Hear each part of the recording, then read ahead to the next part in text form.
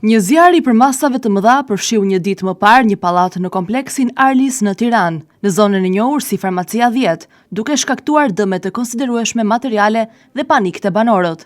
Sipas raportimeve paraprake, rreth 30 apartamente janë prekur nga flakët, ndërsa bilanci plot i dëmeve pritet të përcaktohet në vijim.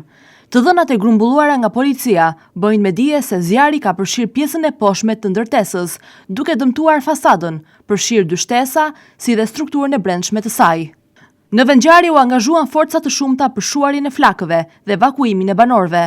8 mjete zjarfikse, 6 ekipe të emergjencave dhe rreth 50 efektiv, përfshirë edhe pjesëtar të ushtrisë dhe emergjencave civile. Ndërkohë nga ajri, ndërhyn edhe 2 helikopterë Kugar, ndërsa 4 autoambulanca qëndruan në gatishmëri për çdo rast urgjent.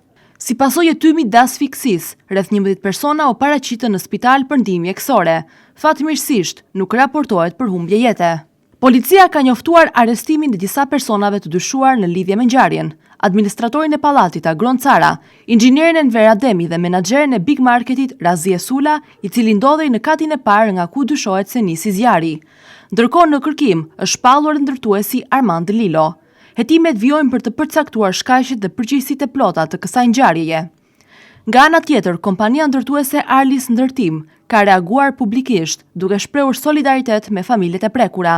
Edhe pse deklaron se nuk ban përgjegjësi ligjore për incidentin, kompania është angazhuar të financojë plotësisht rindërtimin e fasadës së dëmtuar dhe rikonstruksionin e të gjitha apartamenteve të prekura, duke rikthyer ato në gjendje fillestare.